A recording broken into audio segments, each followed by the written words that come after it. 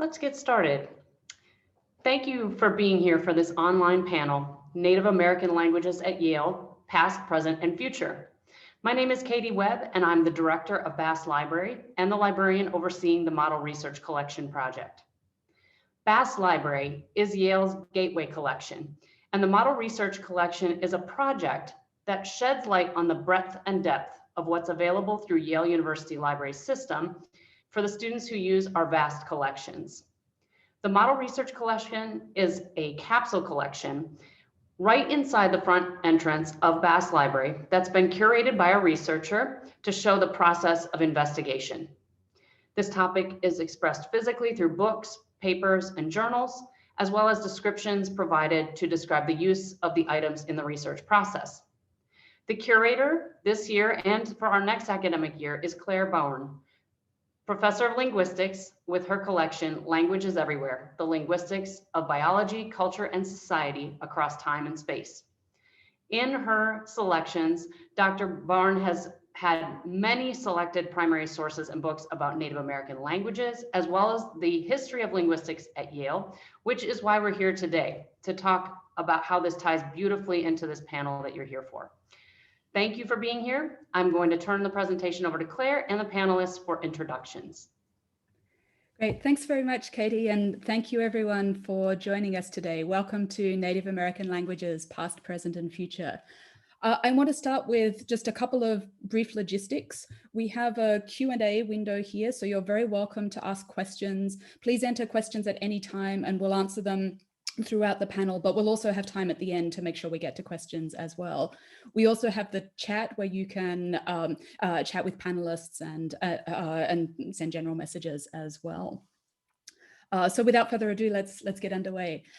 Yale University acknowledges that Indigenous peoples and nations, including Mohegan, Mashantucket Pequot, Eastern Pequot, Schaghticoke, Golden Hill Pagusset, Niantic, and Quinnipiac and other Algonquin-speaking peoples have stewarded through generations the lands and waterways of what is now the state of Connecticut. We honor and respect the enduring relationship that exists between these peoples and nations and this land. I'm here today on Quinnipiac land, but I was born in Australia in Ngunnawal country, and I've been privileged to work with elders of the Punthamara, Galali, Gureng-Gureng, Yannangu, Wadawada, and Bardi-Jawi nations over the last 22 years. I acknowledge and pay respects to elders past, present, and emerging as we discuss the Indigenous languages of North America. I'd also very much like to acknowledge Yale's Native American Cultural Center for the fantastic work that they do.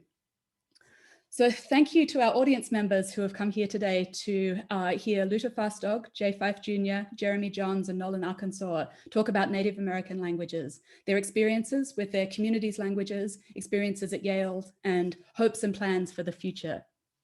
This is an event, as Katie said, which is part of the Bass Library's Model Research Collection for 2020 to 2021 and into the future as well. And I chose Languages Everywhere as the title to reflect the many different ways, both visible and invisible, that language affects our everyday lives. Part of the collection involves language and the brain.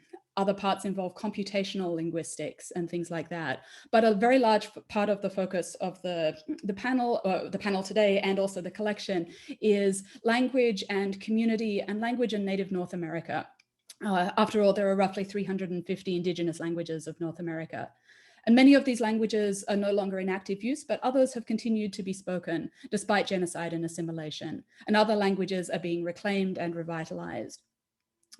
At Yale, Native American languages have been present pretty much from the start, even before the start of the college, of course, but present mostly in collections, as library collections or as even collected items.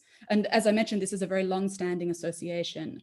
Abraham Pearson Jr. was one of the founders of the Collegiate School, which became Yale, and Pearson College is named after him. He was also Collegiate College's first rector. And his father published the first translation and only sizable document in Quirripi, the language of the Quinnipiac. Ezra Stiles wrote many documents about Native Americans of this region. The anthropology and linguistics departments here have also had a very long tradition of fieldwork and work involving Indigenous languages, both in North America and around the world. First and most of the early type of this work was work, we'd have to say, on Native American languages, but now it's more of a partnership between linguists and communities. Now we're also starting to have more students from Indigenous communities who enrich the university with their knowledge, such as the students who are talking on the panel today.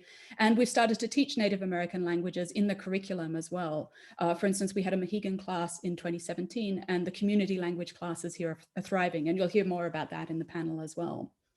So I'm now going to turn to the panelists so they can introduce themselves. And so Luta, why don't you start? Haumitaki api, chante washtana pechi is api, luta machi api. So hi everyone. I greet you with a warm, heartfelt handshake. My name is Luta, is what I just said. I speak Lakota. I am Sichungo Lakota, and I am from the Rosebud Reservation in South Dakota. I am currently a senior in Ezra Stiles College. I'm an English major, and yeah, I'm happy to be here. So thanks. Jay, do you want to next? Mogasa, Maroja Gajagiro say, Hayui J5 Jajukuro, Sistimaskogal Gidui, Mara Maskogal Imiganam and Awidondos, Mundon Nagan, Naganaganga. Man, I'm a legada Horagalgi, Maskogal Giduis, Ojiabova, Midowadondo. Hello, everybody. My name is J5. I come from the Muskogee Reservation from Beggs, Oklahoma. I am a junior studying American Studies, and I am also in Davenport College. I'm a Boucher Fellow, so a lot of my research involves my Indigenous language, Muskogee. And I also serve on the Yale Native American Language, Yale NACC Native American Language Program Student Committee. And great to have everybody here. Oh, Nolan.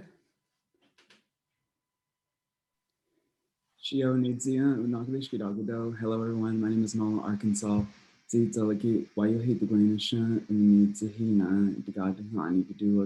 Cherokee and I live in the Wolftown community about 15 minutes away from the Cherokee Mother Town in the Blue Ridge Mountains. I've been learning Cherokee all my life. My granddad spoke fluently all his life. Agwant, Anigiyali, Niwonishkan, Digado Higuasti, Agi Lohi, Shkulgawonishkan. When I was little, I heard the older women speak the Cherokee language in my elementary school. And I remember my Aunt Nat speaking a lot to me and my cousins while we grew up. Squeeze, she Agado Higuasti, Gowila, they to go Lieshko, it's a licky to go away, Linole, they Diathino, hey, ho, Aniwonishki. There's still a lot for me to learn. I'm always reading Cherokee language books and papers and texting and calling other speakers. Banki, Digaway, Low, let's see here. Banki, Digawil, Umishkunigo, Doti, Daganam, Stanti, Melon Maze, Dezilo, Dedi, Dovek, Washki, Noledzo, Ine, Witzia, Trumbull. Currently, I'm a researcher, Cherokee language researcher at the Beinecke Library. Mellon Mays undergraduate research fellow and a rising junior in Trumbull College. Cherokee doesn't have gender pronouns, so any pronouns are fine.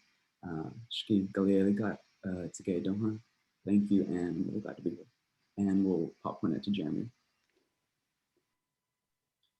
Shomai was it masma, Manisisa Panta, Mamtap Data, Mapto Kai, Ham Kotubum Union, Pam Jelly, Damnan Comaso, the Manino. Aninya Chigi Jeremy Johns, Tany Tono, Tam Chakmaro, Pam Chedek Action or Tam Chukshan. Manyam Wilm Chief can either Mashada Claire Bowen, what an advisor. Chamsi Yamash Chamaka or Tam Nyo Chmachik linguistics Merkanat. So my name is Jeremy Johns. I am Tono Autumn and Akimar Autumn from the Action Indian community in Arizona. I work very closely with Claire Bowern as my advisor in the linguistics department. I'm a second-year PhD student. I'm happy to be here with all of you, and also would like to acknowledge that I am now living in New Haven, which is Quinnipiac land.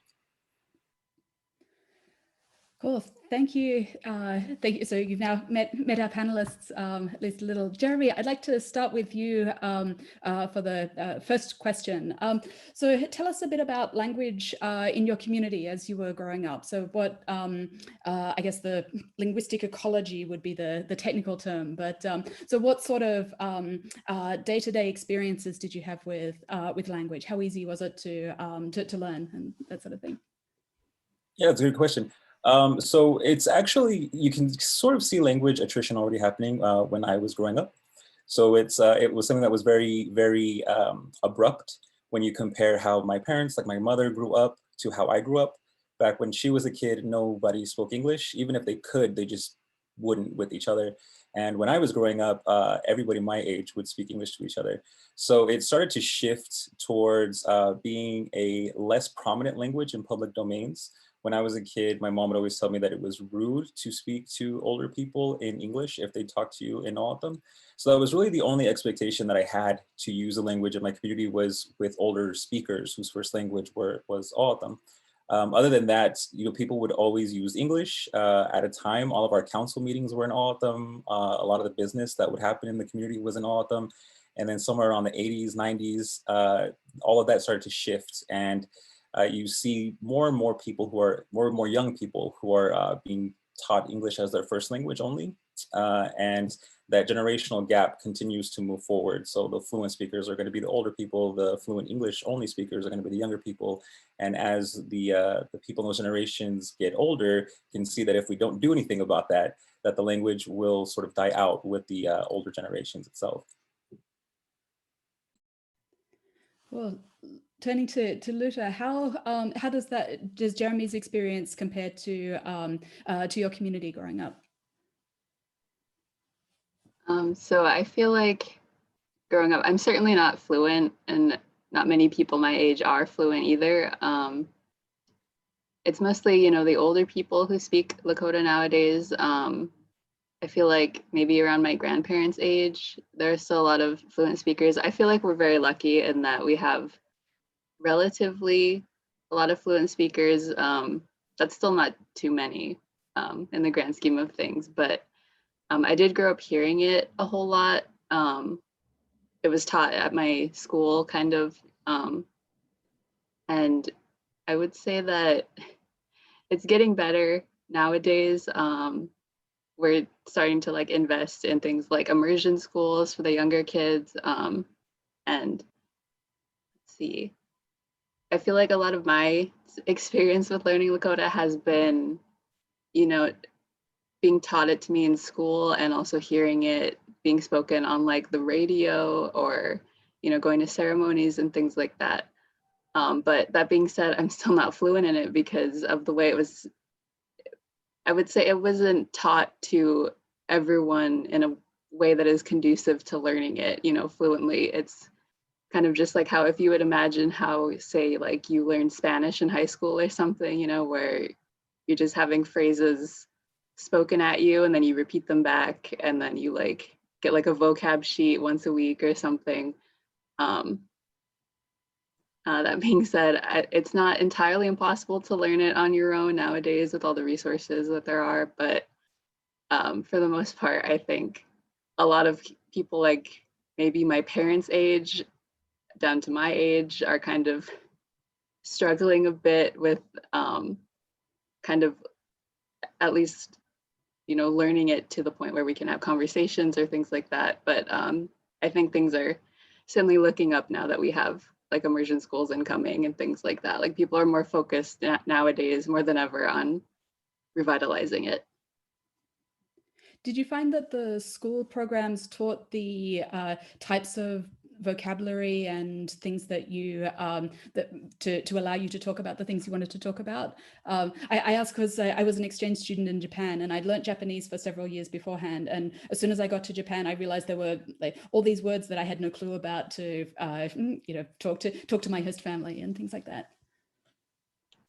Well, a lot of it was probably pretty introductory.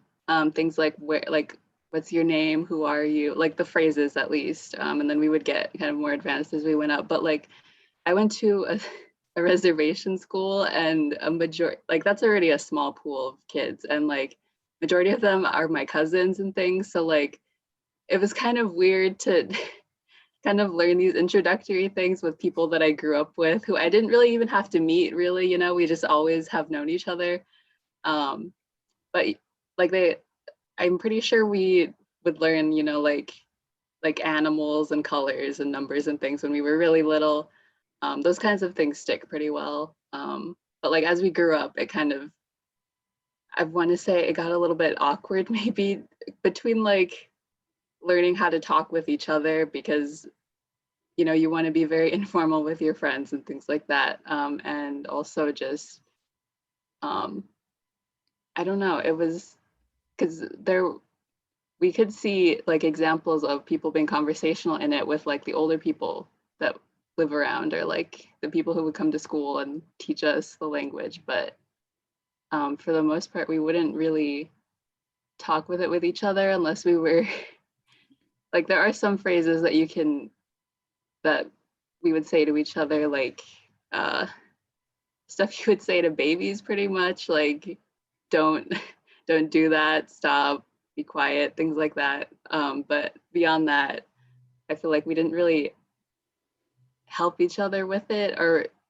not help each other is not the right word. I guess like since none of us really knew what we were doing, and also it was just kind of this disconnect between us and the elders, just kind of telling us every single day, like, you have to revitalize the language. It's your responsibility to learn this language to make sure it doesn't die out and things like that. And then we wouldn't get the instruction that we necessarily needed to learn the language correctly. So it kind of gave a lot of us this anxiety, and like nothing really to do with that anxiety. So like that's one thing. Like nowadays we're all kind of pretty open to learning it. It's just like the aspect of, I guess, like getting the resources to learn it in ways that are unique to us and are, you know, specific ways of learning languages, I guess. Okay, yeah, no, that's a really good point. Yeah. Nola, maybe we can turn to you. And the Cherokee Nation, of course, has large numbers of formal language programs, and there's Osio TV and so on as well. Tell us a bit about the programs and how they look from a member of the nation. Do they? I guess it's a similar sort of question to what I asked Luther about how the language materials that are available and language resources help community members and allow you to say the things that you'd like to say in the language and things like that. Okay. Yeah, so just as I think it's good for everyone in the panel to understand that there are 3 different sovereign Cherokee nations. And so there's the Cherokee Nation in Oklahoma, there's the Eastern Band, which is where I'm from actually, and that we live in the homelands. And then there's the United Kituwa Band, which is also in Indian Territory or Oklahoma. But we all speak the same language, just a little bit, some different accents here and there. But one of the programs that braids the 3 language communities together is the Cherokee Language Consortium. And that right now is our most trusted source for developing translations and materials for teaching the language. We have, or the Cherokee Nation has, the Cherokee Master Apprentice Program, which is a really successful program where adult novice learners, as they're described on the website, go to work basically, and it's just 40 hours a week of immersion with first language fluent speakers. And yeah, there's links that I can send in the chat about those 2 programs. But whether you're in Eastern Band or in Indian Territory, the Cherokee Nation, everywhere there are Cherokee language immersion programs for daycare kids, for kindergartners, all the way up until 12th grade. And so I used to actually work at the Cherokee Language School when I was in high school. So I guess I interned there. And so I was like an assistant teacher for 3rd grade. And I know the Cherokee Nation has similar schools where a majority of the lessons are taught in Cherokee. And then we have a number of college courses throughout the country. So Western Carolina University, close to Cherokee, where I live, Northeastern State in Oklahoma. I know OU has done a lot with Cherokee language. Right now, Stanford and Yale both have online Cherokee language courses. And yeah, when we were talking yesterday, I was thinking about how our Cherokee kids and Cherokee language learners exposed to the language. And when I really sat down to think about it,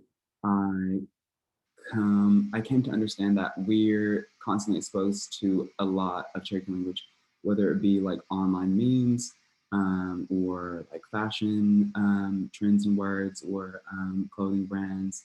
A lot of people from the different communities will get like Cherokee tattoos.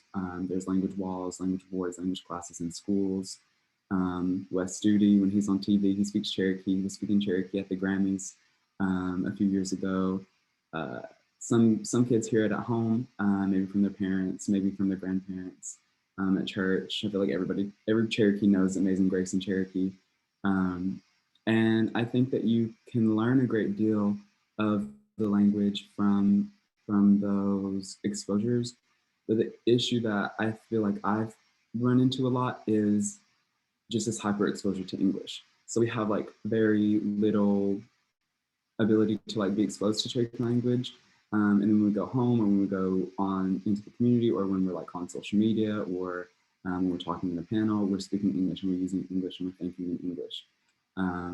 And yeah, so similar to what Luda was saying about just the programs and sort of how you learn and perceive and like hold on to the language. I feel like when I was working at the school and when I was taking classes in school myself, you learn like how to say numbers, you learn how to say your colors, you learn like a lot of nouns, and you learn a lot of commands. So don't do this, pick these up, turn around, throw it, jump, sing, stuff like that. But I think it's definitely good to know all those things, but it's hard to speak and hold a conversation with a fluent speaker if you just know a list of nouns and a list of commands. And so the most, I think, successful endeavor I took on in learning the language was just living with this professor named Gil Jackson. He is a fluent speaker, lives about 45 minutes away from where I live. And he was generous enough to just like let me live in his house for the summer before I came to college. And that is when I really started to learn like how the language is used, when to use it, setting, like using it outside, using it at the store, using it when you first wake up, using it in the middle of the night when you're locked out of the house, talking about people, making jokes, just stuff like that. And to me, that felt so much more like all-encompassing because I was using sentences, I was using a wide variety of pronouns, like I was smiling, I was mad, I was like just all of these different things, all of these different settings, all of these different feelings that came with your setting and with speaking. And in some ways it felt like I was learning maybe just how my grandpa learned by hearing it and speaking it. Oh yeah, no, those are all excellent. Yeah, it's yeah. I'm thinking about a like way to segue into like working with linguists and so on as well, because of course working with linguists is in many ways a very artificial way of doing language, where we ask for translate. We turn up with notebooks and pencils and paper and things like that, and ask for ask questions about translation, about very often very disembodied contexts and things like that. And yeah, and Jay and I actually were talking about that just the other day. Jay's my roommate, so we're talking about this all the time. But we were just talking about how I think working with linguists, working with academic institutions, whether it be college or just in elementary school, we're often thinking in the mindset of like a colonial curriculum or just like an English mindset. So the like state curriculum or just like a linguist will say, how do you say purple, green, brown, blue, etc. now translate it into Cherokee or translate it into Muskogee. And we were just talking about how like a lot of things just don't make sense to be like put in a list. Like for example, Cherokee doesn't really have a word for orange. The word for green doesn't really mean green, it just means new. We don't really have a word for purple. We just kind of say like, you would say uetige for like, that's what people call purple. That's what linguists will push us to teach other people uetige. But while some people think it means purple, and while we write it down, oh, this is purple, what it really means is just like it has the shade of like something that's old. So we call like a bruised apple uetige, like it's bruised, is really what it means. Yeah, and so just, I don't know, Jay, if you want to speak on anything related to that. Yeah, so growing up, my exposure to the language was kind of minimal. My parents did not speak the Muskogee language. I was exposed to it through our churches and our ceremonial grounds. But my first interaction with linguists, or what I consider my first interaction, was actually through our dictionary, which was written by Jack Martin of William and Mary. And it has an introduction. It's very linguistic heavy. There's a lot of terminology that involves morphology, syntax, semantics. And growing up, you know, reading these things, I'm like, I don't understand this. I don't know what it is. I'm just trying to find the word for, you know, to go eat or to shower, things of that nature. And I really worked hard at understanding what Jack said. And that kind of was my introduction to linguists. And I had, or still have, profound respect for Jack and his work. But as I come to Yale and as when I arrived on campus, I realized that linguistics and the real world are very different, right? And just, you know, thinking about it now, linguists do contribute to a lot of our work, but at the same time, a linguist can say, oh, I want to work on a different language. Whereas for Indigenous people, we can't change our language. We have to learn what connects us to our old ones. And that's what is, there's a disconnect that can occur when working with languages and communities. And sometimes I see that with so-called outsiders. And again, thinking about curriculums and colonial institutions, they aid us in language revitalization, but sometimes they hurt us. And so it's really about finding that balance that can exist. Sometimes you have it and sometimes you don't. And so when I was learning the language, you know, I had to go visit elders because I didn't have access to the language. And one of the most profound things that I heard that really stuck with me was Porky, John Scott, Dade. He told me, he said, you know, if you want to learn the language, that's good. He said, you should, because Muskogee's right here talking about my blood. He said, but you need to remember that in order for you to learn the language, you have to be Muskogee here and here in your heart. And that really stuck with me because as I grow up and I learn the language, it's really hard to get rid of that English mindset. For example, the Muskogee language has 5 past tense. And thinking about that worldview and how I exist today, it's hard to reconcile with that. And so as I go forward, you know, I think of ways of how can we work with linguists, but how can we also maintain a Muskogee worldview and identity? And that's what most of my research looks at. As a Mellon Fellow, I look at how Christianity has altered and influenced our Muskogee worldview. And that, you know, in turn leads to the creation of linguistic texts such as this. You know, we could say this is a colonial dictionary because there's more Christian related words than there are traditional values, right? And you could say that with curriculums, hymn books, or anything. And so that's what a lot of my research involves. And as I continue to go on, I realize I have to work with linguists because we're stuck in this framework of working with linguists, right? And so, you know, it's really about finding that healthy balance. Right. I sometimes think of linguists as plumbers, as in they have particular types of skills, and if your pipes are broken, then a plumber can help you with the pipes. But if the problem is in a leaking roof or something like that, the floor's still going to get wet, and things like that. But I think linguists sometimes see themselves as being just much more generally associated with language, and so maybe if linguists recognized more where their skills were helpful for reclamation and revitalization, and where they need to step back and so on, that may help. We have some questions in both the Q&A and the chat, and given that they relate to some of the material that's come up already, I'd like to shift to those to start with. So we have a question from someone who's curious to hear about what the panel thinks about non-native people learning Indigenous languages. And given that we've been talking about insiders and outsiders and so on, that might be a good place to start. So alternatives to the panelists for that.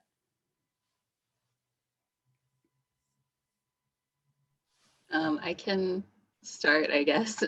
So I feel like I was quite surprised to learn that there's actually, I guess, not an insignificant number of people who aren't like ethnically Lakota who want to learn Lakota or have learned it. And I was pretty confused by it, because like I myself being ethnically Lakota around other Lakota people all the time when I'm back on the res, I didn't use Lakota that often.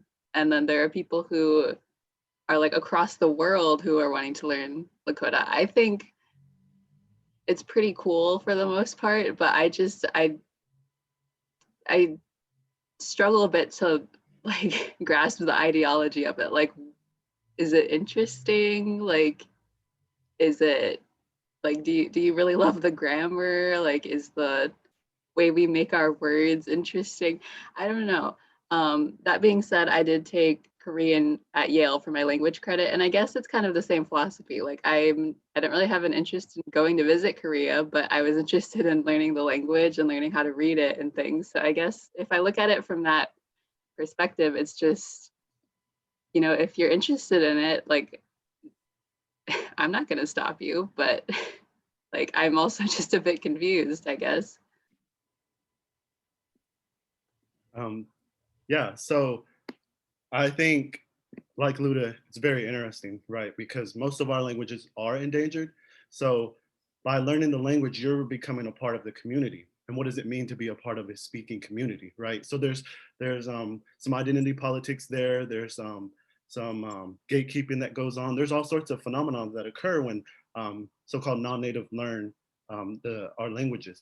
And I think, again, it's about finding that healthy balance. And going back to community, as a non-native person and you're entering a new community, you're either going to immerse yourself or you're going to completely alter how you think, right?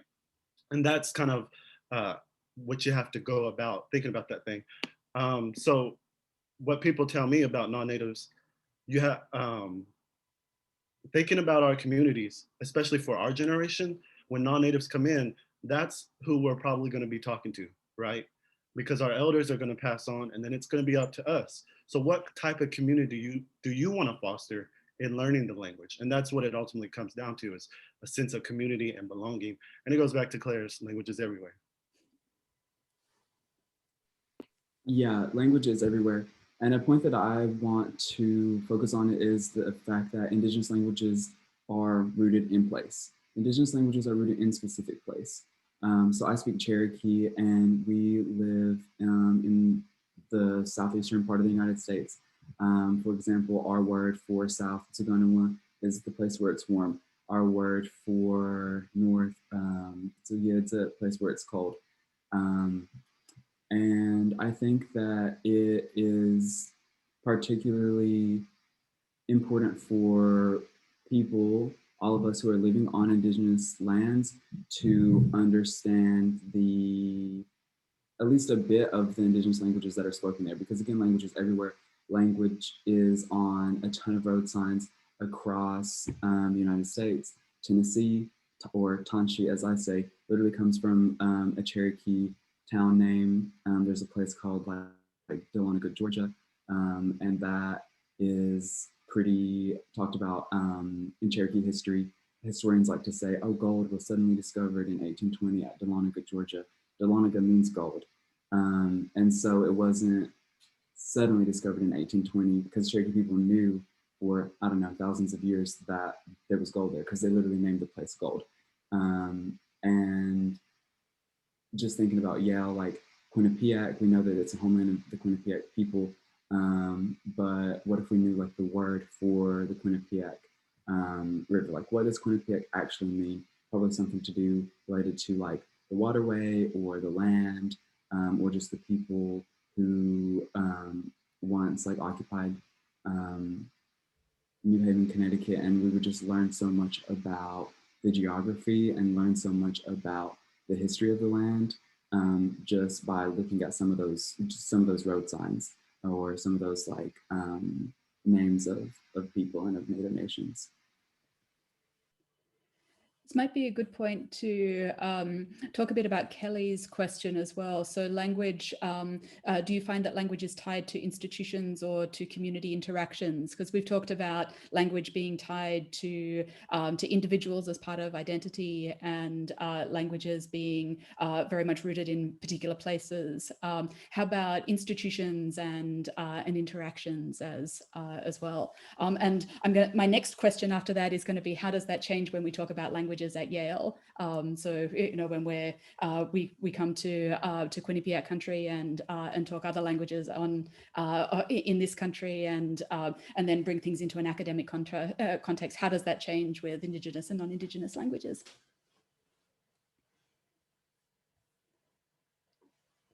Jeremy, shall I volunteer you to? Sure. So we're looking at a question like institutions. I guess it depends. And first of all, one of the things that I really want to stress is that the points that I'm raising myself are going to be from my own experiences in my community. Whenever I do panels like this, I try to stress the point that Indigenous people are not a monolith. In mainstream America, you tend to hear about things like Native American culture or in the Native American language, or the Native Americans did this. And it's like, well, which ones are you talking about? You know, so each community has their own history, has their own culture. And so we're going to have our own different experiences, needs, and approaches to different things like language.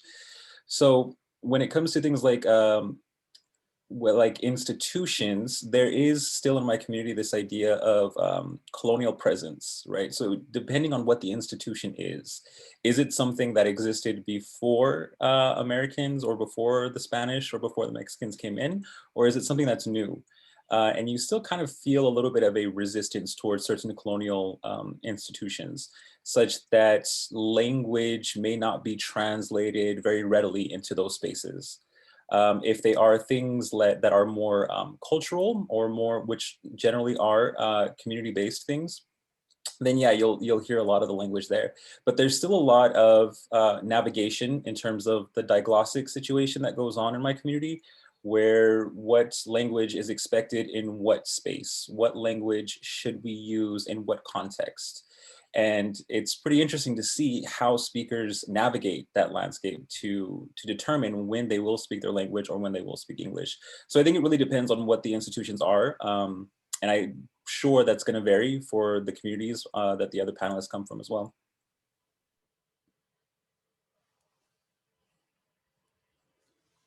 Would other panelists like to talk about that?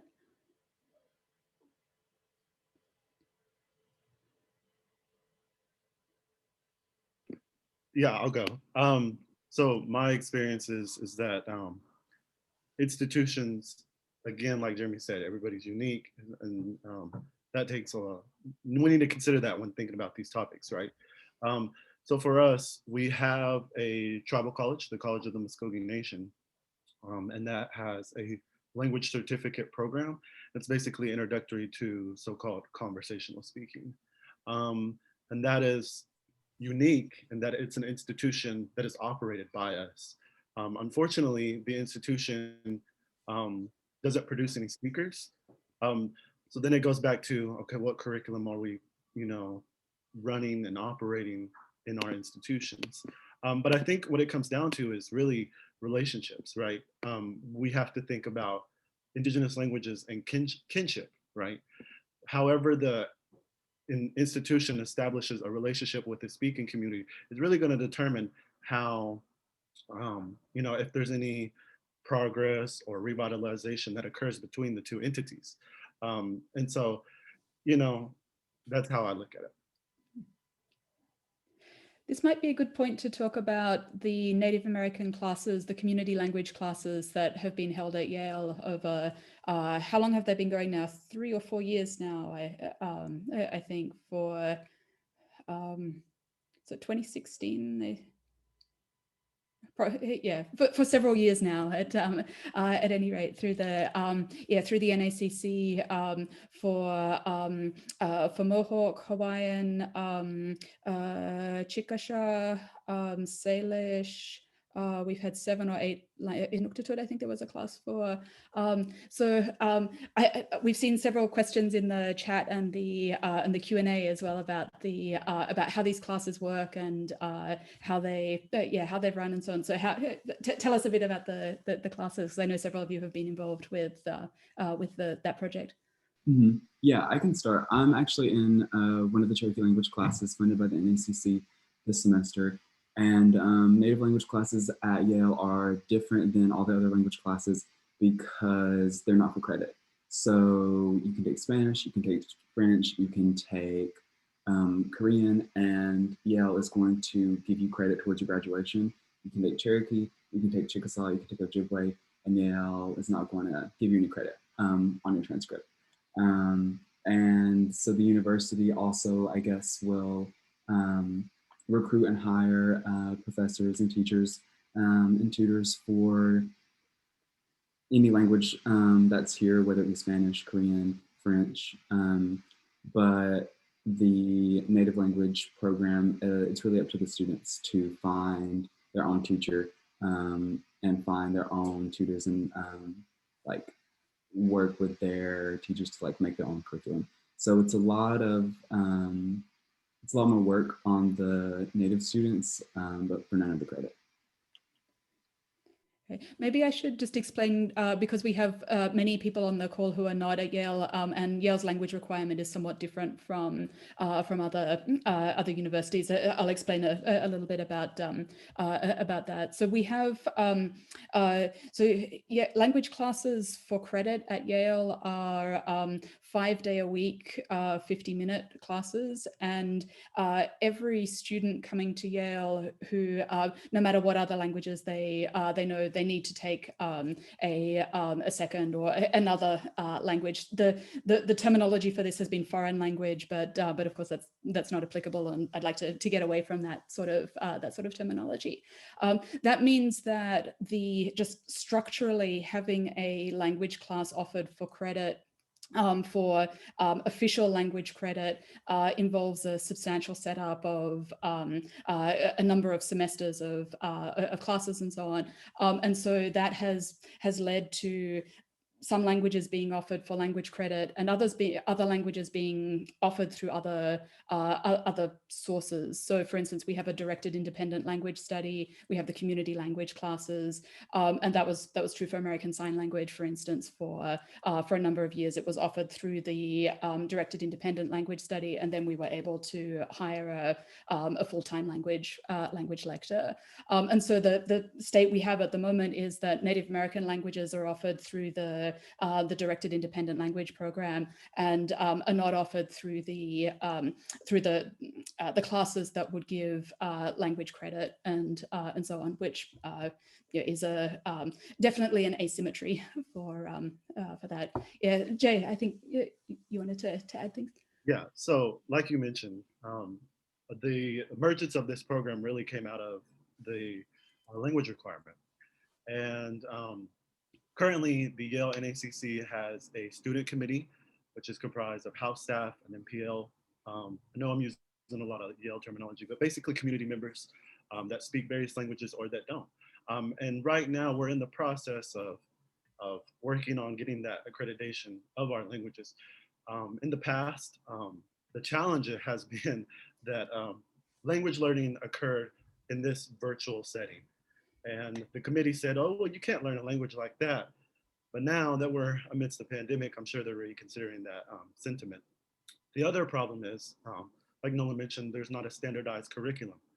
And that is colonial of itself, but it is a way for the institution and our community to know how much have you progressed, how much language do you know now, things of that nature.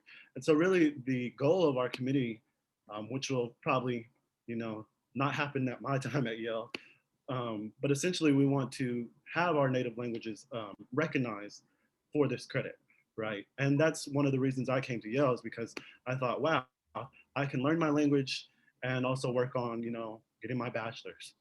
But unfortunately, when I arrived, they said, well, yes, no. But still, it was the opportunity to learn and to maintain that relationship to my community. So I actually participated my first year. We actually met, and like Nolan said, it's all on the student. So you say, okay, here's my schedule, here's when I can meet, let's do this. Maybe we can have a midterm on this day, things of that nature. And so really it's almost like you're teaching yourself, but you're also working with another speaker of your language. And currently we're looking to expand the program. I have a lot of hopes and aspirations for the next generation of Yale natives that wish to participate in this program. But unfortunately, that's going to take a lot of work.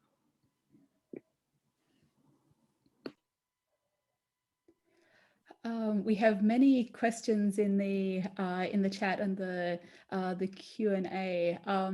Maybe let's shift to we have a couple of questions around data and manuscripts and archives and data sovereignty and so on as well. So let's start with a question about engagement with manuscripts and archives. So of course, Yale has extensive special collections. We have manuscript collections and print collections and so on. And those collections include holdings in indigenous languages from many parts of the world, including languages of native North America. So what sort of engagement, what does that look like for you? And I'm going to call on Nolan to start, given that you're working with some collection materials at present. Yeah, thanks for this question. So just again, I work at the Yale Weineke Library, which is the manuscripts and rare book library. And the Yale Weineke has a lot of documents written in the Cherokee language. And so I think a good place to start is just to hire Native people to work on those archives. And so right now I'm working on an, I guess, like private research project where I look at the Cherokee Phoenix pretty much all day long. And there is kind of an issue with archives and with manuscripts and just their relationship to Indigenous people that I'm trying to remedy or trying to do my best to work on right now, where there are so many language materials, there are so many language lessons, there are so many sources for philosophical thought and for history written in the language, but they are all within the walls of archives or within the walls of libraries. And so the Cherokee Phoenix, there are a number of sources online. A lot of what you can see or what you can read easily are the English versions.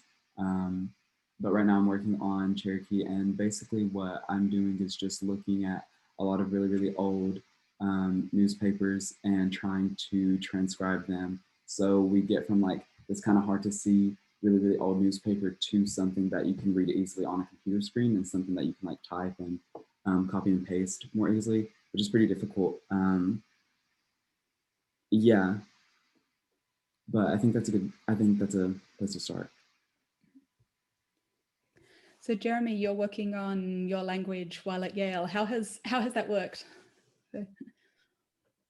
It's so I think some of the other panelists have noted that it's sometimes difficult to work with linguists, especially if you exist in that dichotomy as a sort of community linguist on either side, on one side. whereas I'm sort of on the fence between the two. So I'm both a community member and I'm a linguist at the same time. So there are definitely ideas of what is linguistics and what is not linguistics, or what should be linguistics and what should not be linguistics within the field. I would say that those aren't ubiquitous. There are definitely people in the field who recognize a sort of sense of social justice when it comes to language and what it means to the communities that they work with. But it is difficult at times. So, recently I just presented a paper about connecting theoretical linguistic research to community-based language research frameworks, right? And so what it essentially does is it promotes this idea that linguistics doesn't necessarily have to be confined to the halls of academia. And it questions what linguistics is, right? So it's really a fallacy to suggest this idea that only linguists theorize about language. People all around the world speak language every day, and they have, thoughts about what it means to speak their language, but thoughts about where their languages come from, how their languages work. And so, placing linguistic research within community-based epistemological and ontological frameworks, I think, is one way to decenter that westernized colonial approach to language study and linguistics, or what we think of as linguistics. But it also, I'm not suggesting that you should completely exclude the vast amount of work that's been done in academic linguistics. For example, if I hadn't taken linguistics classes, if I hadn't been here, I would not know how to analyze things like reduplication in my language. But it's transferring things like that over to the communal space, not in a way that suggests that academic linguistics or Western linguistics is the sort of gospel that should be listened to, that this is the base truth of everything, but in a way that linguistic research is taken up by communities so that they filter, these different theoretical frameworks that are coming from the outside through their epistemological views and ideas. What does it mean in my community for something to be reduplicated? What does it mean in my community for there to be a distinction between monomoreic and bimoreic weight of diphthongs? What does that mean for community members, essentially? And how does that inform the way that we think about our language and promulgate the language for future generations? Right. Yeah, I'd like to shift a little bit now to, I guess shifting, but also staying in the same sorts of topics about how we continue in the lines we're working on, but also how things change, especially how things have changed over the last year with the move to online classes, with pandemic-related shutdowns, with COVID in communities, and so on.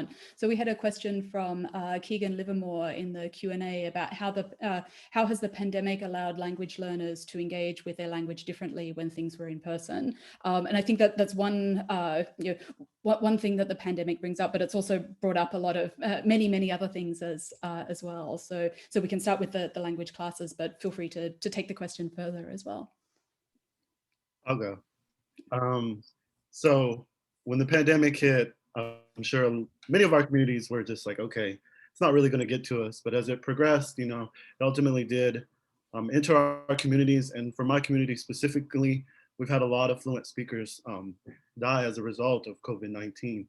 And it's only accelerated this phenomena that we've already known of, right?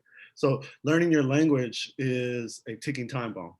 You're either going to learn it or your speaking community will eventually perish. And so you're battling time while also battling all your job or your schoolwork or anything like that. And so right now, for my community, we're really trying to maintain a community through this virtual space, but that's also very complicated because, as Nolan said, language is tied to space and land.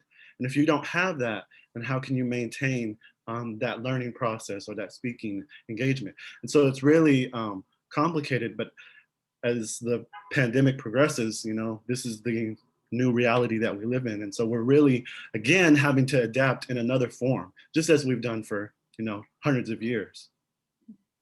Luta, how's that looked for Lakota?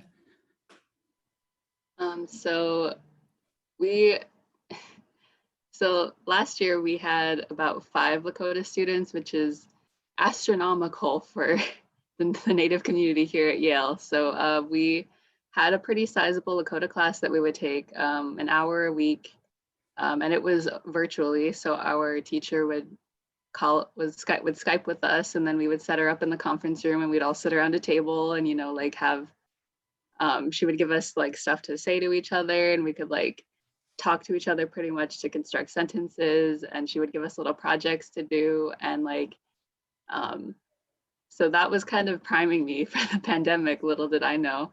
But I feel like since the pandemic has started, it kind of everything was already kind of online anyways when you think about it. If you think about like the databases and like the learning resources that we had access to, but now that it's all virtual, more or less, I feel like it's made me more conscious of the efforts that I could be doing, or that other people, it's making me more conscious of the efforts other people are doing. For instance, I follow someone on Twitter. She works for one of the immersion schools, I think in Pine Ridge maybe, but she likes to post little sound bites of her class, of her little.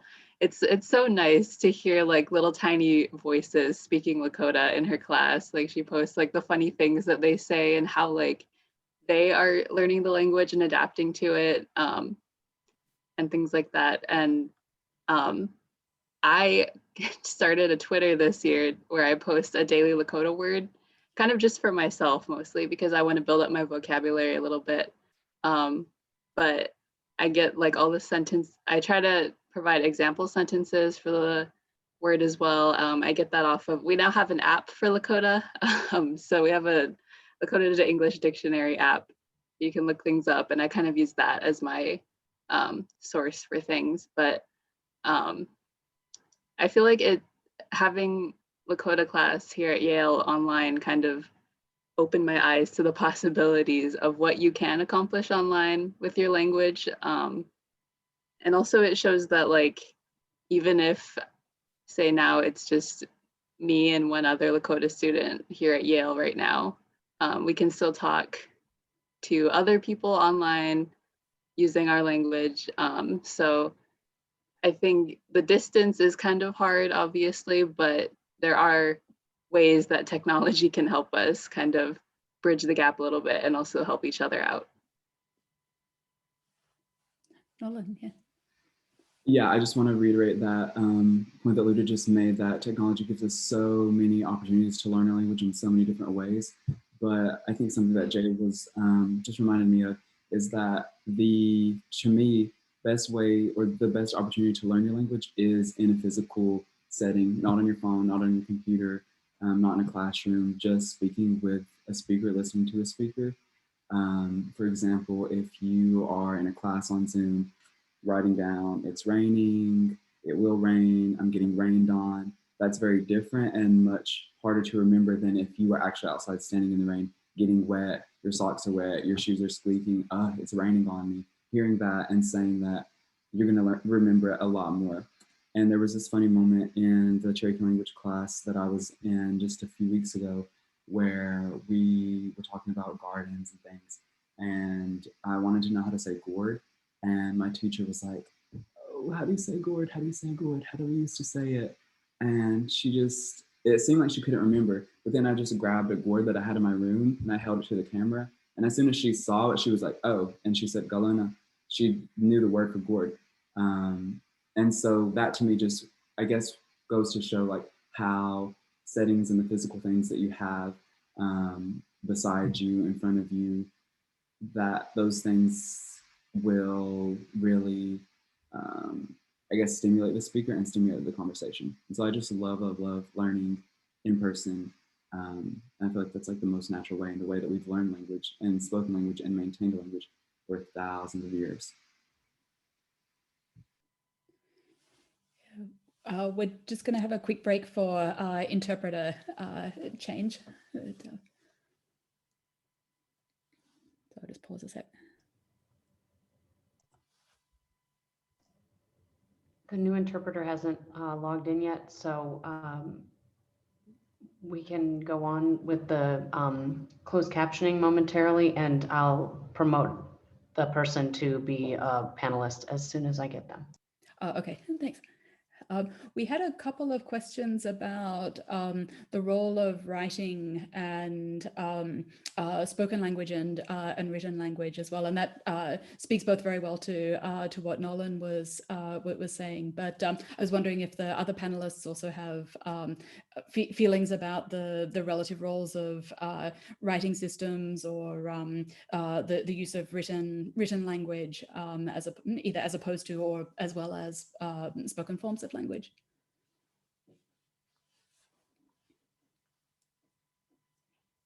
I know, Jeremy, yes. Okay, no problem.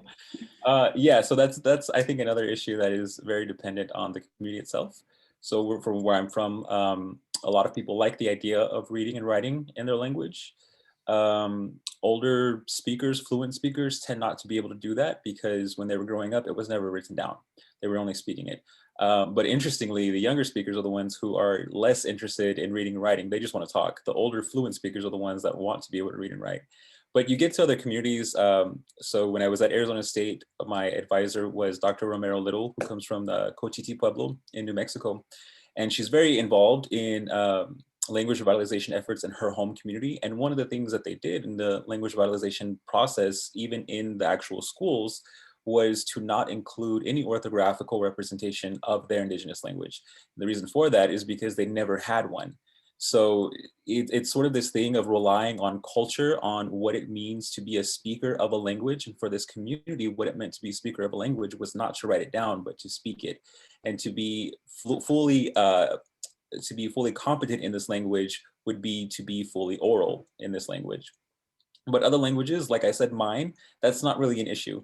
Well, it sometimes kind of is, but some people do think of reading and writing as a colonial import into a lot of indigenous communities. And so it's something that I do all the time. I teach all of them at a tribal college or for a tribal college in Arizona. So I read and write, and I ask my students to read and write all the time. But it's also something that I don't try to forcibly impose on people to make them want to read and write, because of all of the historical implications that come along with what it means to be a writer of a language that historically wasn't written down.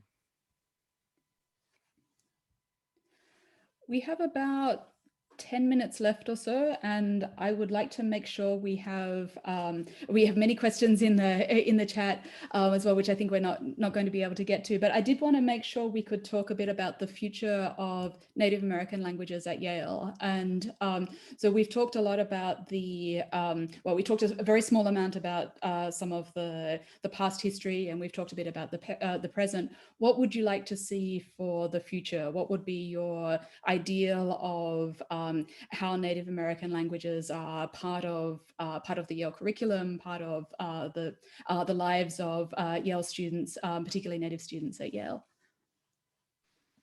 I can start.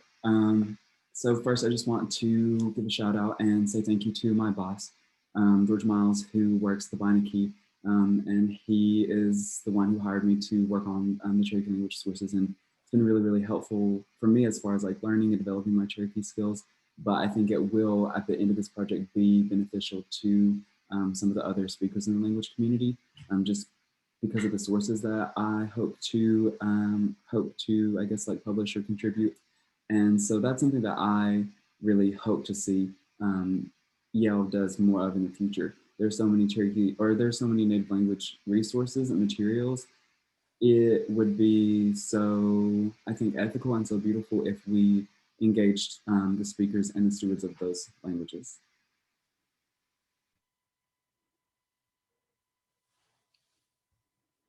Oh, Jay, how about you? Yeah, so again, with our student committee of the Native Language Program, we're really trying to envision that future at Yale.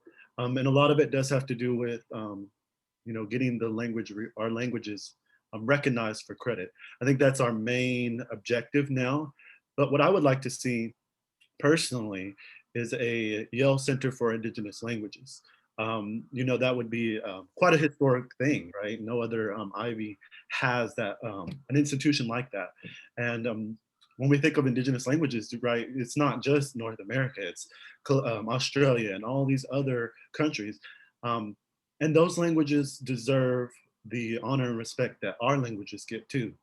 And so by having the institution recognize the importance of these languages, that attracts people here. Like I said with me, it attracted me to Yale, and here I am. So who knows what that could do for the future of all Indigenous languages. Perhaps that could house, the manuscripts, hire Indigenous workers to work. Perhaps Jeremy can complete his dissertation and work at a Center of Indigenous Languages. Who knows? But the future of Indigenous languages, it looks bright so long as we focus on what we want to accomplish. Jeremy, how about you? That's an excellent question. So I'm going to answer it as a linguistics student. I'm not really involved in the language program that the other panelists are involved in, but it sounds amazing, and I'm really excited to see what comes of that. But I think when we're looking at sort of linguistic research, it would be awesome to include things like native perspectives of language. There's a very real disconnect between what people think of as theoretical linguistics and sociolinguistics. So including more of the aspects of what language research means to the communities that are being researched, I think is important going forward in the field of linguistics.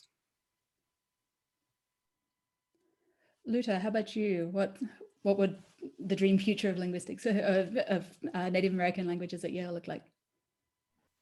I feel like I have very humble hopes for the future of it. I mean, I certainly agree with what everyone has said so far, but I had a thought while I was taking Korean as my language credit here. I had, like, one day it occurred to me that I could go into a room and I could identify a lot of different objects, and I could make a lot of different sentences in Korean.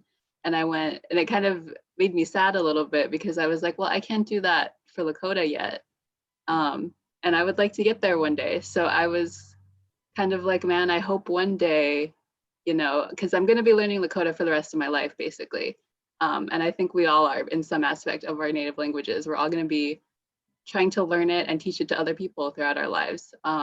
So, I do have the rest of my life to learn Lakota, but also, why can't Yale support that journey starting now? So I think, I'm excited for the prospects that we have upcoming. I'm excited to see, maybe 5 to 10 years later, we have, people who, Native students who come to Yale and who, don't feel the way I did when I realized that, like, I wasn't learning my language the way I wanted to be learning it.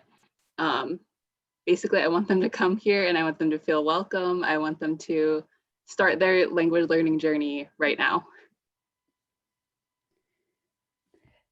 Thank you. That's I think a lovely note to end on as well. So thank you, Luta. Thank you to all the panelists for sharing your thoughts and ideas and perspectives and so on.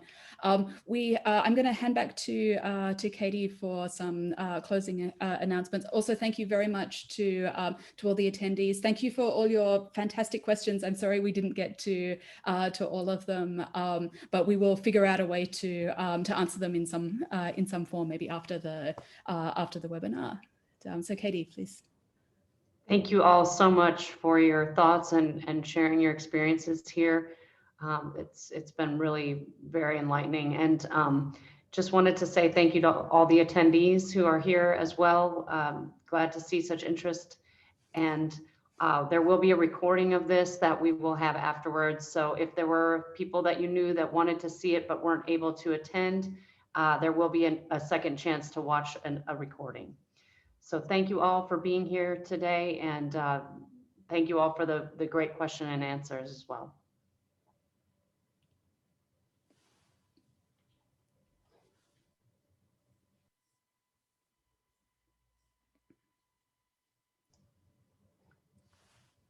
We'll provide information about how to access the recording. It'll be, I believe, available through the NACC, I believe, and you're welcome to contact me as well about that.